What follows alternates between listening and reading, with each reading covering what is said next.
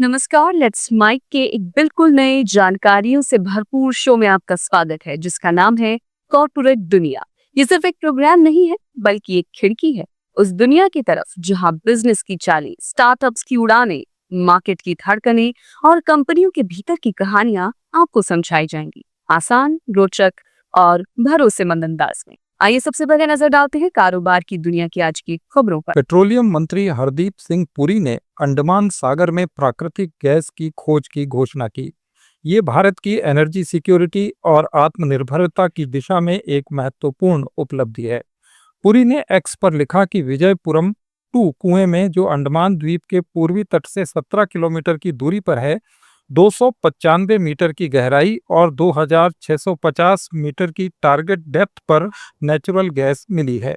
Initial production testing में 2212 से 2250 metre की गहराई पर यह गैस मिली। गैस के नमूनों का काकीनाडा में परीक्षण किया गया जिसमें 87% मीथेन गैस पाई गई। पुरी ने कहा कि अंडमान बेसिन में हाइड्रोकार्बन भी उपलब्ध है। ये क्षेत्र प्राकृतिक गैस से भरा हुआ है जो म्यांमार से उत्तर और इंडोनेशिया से दक्षिण तक इस बेल्ट में दूसरी खोजों के अनुरूप है। भारत में हाइड्रोजन युग शुरू हो गया है। पेट्रोलियम और प्राकृतिक गैस मंत्री हरदीप सिंह पुरी ने एक वीडियो साझा करते हुए कहा कि भारत ग्लोबल हाइड्रोजन ट्रांजिशन में एक अग्रणी भूमिका निभाएगा। विश्व हाइड्रोजन इंडिया शिखर सम्मेलन में नेताओं ने बताया कि कैसे भारत इस ऊर्जा क्रांति में अपना महत्वपूर्ण योगदान देगा। पुरी ने कहा कि हाइड्रोजन की लागत में कमी, जो अभी करीब $3.5 प्रति किलोग्राम से घटकर $3 प्रति किलोग्राम से कम हो जाएगी, जिससे $150 अरब के इंपोर्ट बचत की संभावना है। India's hydrogen story is no longer a dream. It's already taking shape right here, right now. Green hydrogen is the fuel of the future. Prime Minister made that announcement on 15th August 2021. We set ourselves a target of producing 5 million tons of green hydrogen annually by 2030. And what once seemed expensive is now becoming possible. India spends $150 billion annually on the import of energy. Tell me, if from 3.50 to $3, if it comes down to 2.5 per kilogram, what's going to happen on public policy? The change is already visible. Larsen and Toubro's bid, which I mentioned, for the Indian oil at Panipat was for a 10 KTPA plant at 4.5 kilos. Okior Energy's bid for HPCL at Visakhapatnam, 5 KTPA plant at 4.39 kilograms. And India's strengths make this transition unstoppable. With low-cost solar power, one of the world's largest synchronous grids, a large domestic demand base, and unmatched engineering talent, India is well placed to emerge as a global champion in both production and exports of green hydrogen. Our oil and gas PSUs are stepping up. They plan to build 1 million tons per year of green hydrogen capacity by 2030. Tenders are already out for 42 kilotons per annum, which will soon rise to 170. Pilot projects are underway, 37 hydrogen buses and trucks, 9 refueling stations, across 10 routes. And with 900,000 tons per year of capacity already awarded to 19 companies, India is now aiming to capture 10% of the global hydrogen market. Under the visionary leadership of Prime Minister Narendra Modi, the roadmap is clear: scale up production, bring costs down, enable exports, and build a trusted global hydrogen hub. That hydrogen is not just a fuel of the future, but a pillar of energy security, economic competitiveness, and environmental stewardship.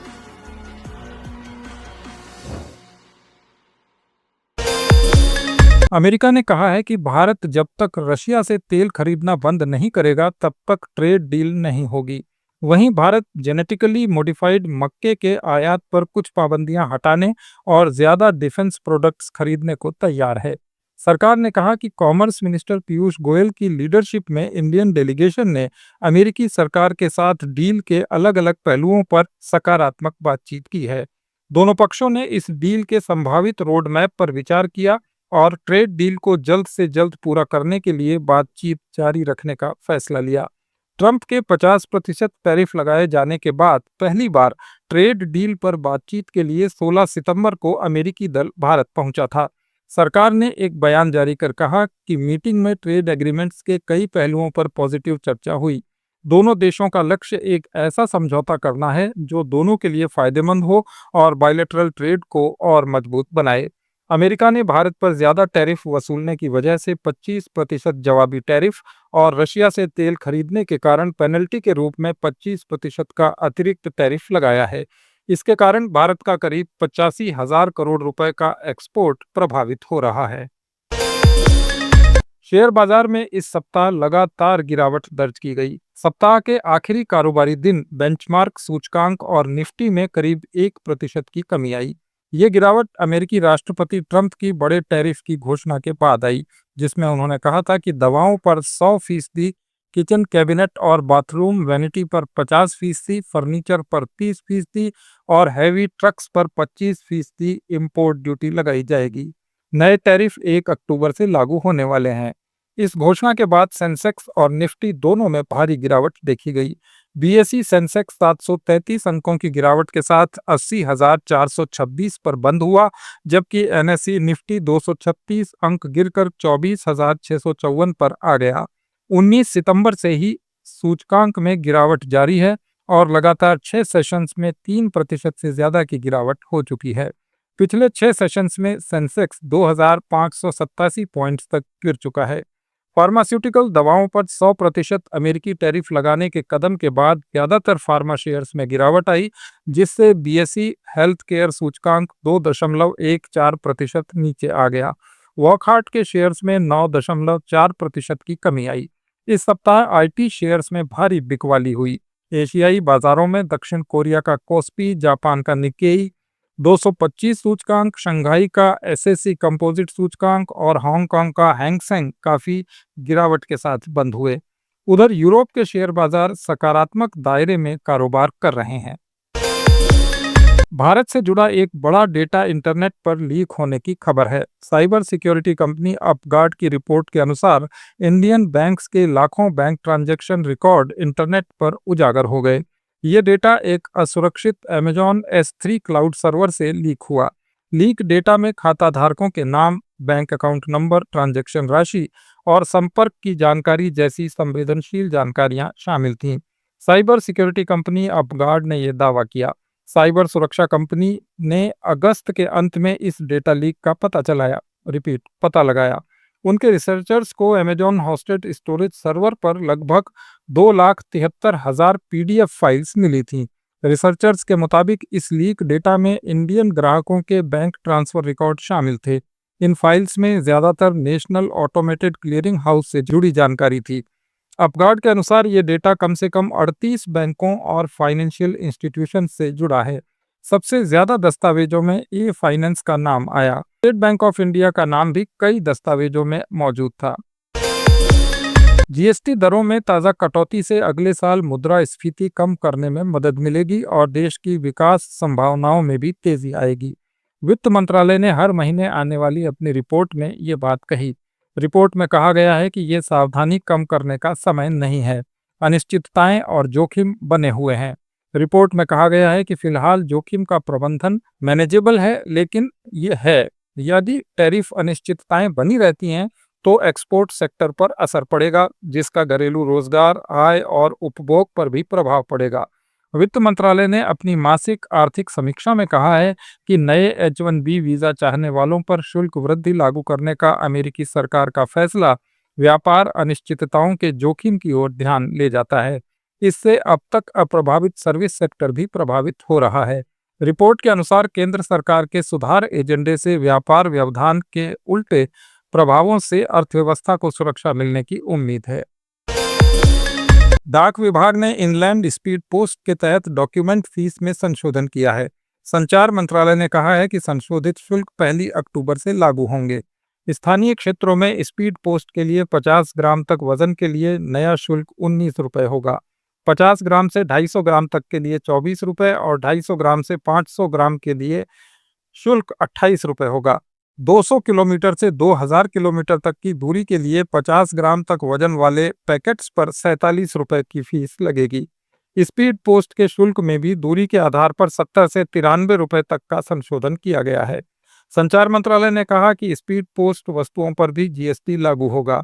विद्यार्थियों के लिए speed post services की पहुंच बढ़ाने के लिए speed post fees पर 10% की छूट शुरू की गई है। इसके अलावा नए थोक ग्राहकों को 5% की विशेष छूट दी जाएगी। इनलैंड स्पीड पोस्ट शुल्क में पिछली बार संशोधन 2012 में किया गया था। मारुति सुजुकी इंडिया बाजार पूंजीकरण के लिहाज से दुनिया की 8वीं सबसे बड़ी वाहन निर्माता कंपनी बन गई है। देश की सबसे बड़ी कार कंपनी ने फोर्ड मोटर्स, जनरल मोटर्स और फॉक्सवैगन जैसे कई दिग्गजों को पीछे छोड़ दिया है। खास बात यह है कि वो जापान की अपनी मूल कंपनी सुजुकी मोटर से भी बाजार पूंजी में आगे निकल गई है। मारुति की बाजार पूंजी 57.6 अरब डॉलर हो गई है। इसके साथ ही मारुति के शेयर 1 अगस्त से अब तक 32.26% उछाल पर हैं। कंपनी का शेयर 1 अगस्त को 12,299 रुपए पर बंद हुआ, जो अब 16,305 रुपए पर पहुंच गया है। इनकम टैक्स डिपार्टमेंट ने कपड़ा क्षेत्र की प्रमुख कंपनी रेमंड से जुड़े भारतीय परिसरों का सर्वेक्षण किया। रेमंड ने एक सूचना में कहा कि आयकर विभाग ने सर्वेक्षण कार्रवाई करने के लिए भारत में उसके दफ्तरों और प्रोडक्शन यूनिट्स का दौरा किया। रेमंड लाइफस्टाइल और रेमंड रियलिटी ने स्टॉक एक्सचेंज को ये जानकारी दी। अमेरिकी प्रेसिडेंट डोनाल्ड ट्रंप ने चीनी कंपनी बाइट डांस से टिकटॉक के अमेरिकी बिजनेस को $14 बिलियन यानी 1.24 लाख करोड़ रुपए में खरीदने की डील को मंजूरी दे दी। इस डील में राष्ट्रीय सुरक्षा के लिए कई एहतियात भी बरते गए हैं। व्हाइट हाउस में साइन किए गए इस आदेश में ट्रंप ने कहा कि ये डील 2024 के उस कानून को पूरा करती है जिसमें बाइट डांस को टिकटॉक का अमेरिकी कारोबार बेचने या अमेरिका में बैन होने का अल्टीमेटम दिया गया था।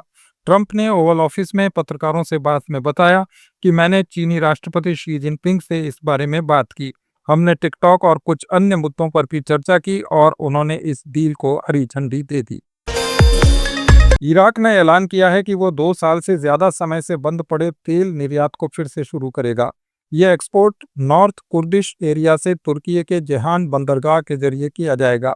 इस कदम को इराक की तेल आमदनी बढ़ाने और बगदाद और कुर्दिश एडमिनिस्ट्रेशन के बीच रिश्तों को संतुलित करने की दिशा में अहम कदम माना जा रहा है। इराक के स्टेट ऑयल मार्केटिंग ऑर्गेनाइजेशन के प्रमुख अली नजर अल शतारी ने कहा कि प्रतिदिन 2.4 लाख बैरल तेल पंप करने का लक्ष्य है। इसमें से करीब 1.8 से 1.9 लाख बैरल एक्सपोर्ट किया जाएगा, जबकि 50,000 बैरल तेल कुर्द एरिया में स्थानीय खपत के लिए रखा जाएगा। अमेरिका के राष्ट्रपति डोनाल्ड ट्रंप ने माइक्रोसॉफ्ट से उनकी ग्लोबल अफेयर्स प्रेसिडेंट लिसा मोनाको को तुरंत बर्खास्त करने की मांग की। ट्रंप ने ट्रुथ सोशल पर मोनाको को भ्रष्ट और पूरी तरह ट्रंप विरोधी बताया। इसके अलावा उन पर नेशनल सिक्योरिटी को खतरे में डालने का आरोप भी लगाया। ट्रंप का कहना है कि मोनाको की पिछली सरकारी भूमिकाओं की वजह से वो अमेरिका के लिए खतरा हैं। उन्होंने लिखा, माइक्रोसॉफ्ट के पास अमेरिकी सरकार के बड़े बड़े कॉन्ट्रैक्ट हैं, ऐसे में मोनाको का वहां होना राष्ट्रीय सुरक्षा के लिए जोखिम है। ट्रंप ने कहा कि मेरी राय में माइक्रोसॉफ्ट को लिसा मोनाको को नौकरी से तुरंत निकाल देना चाहिए। हालांकि माइक्रोसॉफ्ट ने अभी तक ट्रंप की इस मांग पर कोई ऑफिशियल रिप्लाई नहीं दिया है। ये थे कॉरपोरेट जगत के आज के कुछ अहम समाचार। अपडेट्स के लिए जुड़े रहिए लेट्स माइक के साथ। आप सुन रहे थे let's mike more than radio. Follow कीजिए हमें हमारे सोशल मीडिया प्लेटफॉर्म्स पर। It's time for news. It's time for more than radio. Presenting the first radio news app, Let's Mic. Let's Mic, a news-based app on your phone where you get to watch and listen news, talk shows, interviews, radio show podcasts. On Let's Mic, you get all relevant information of TV, print, radio, podcast, and digital. Let's Mic talks about every segment of life.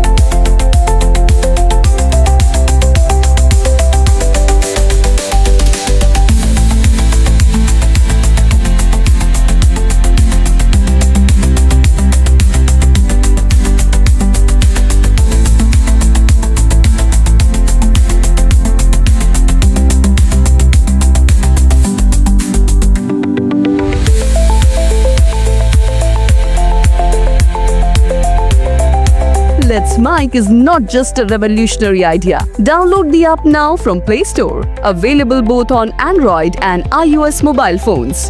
Follow us on YouTube, Instagram, Twitter, LinkedIn, Facebook,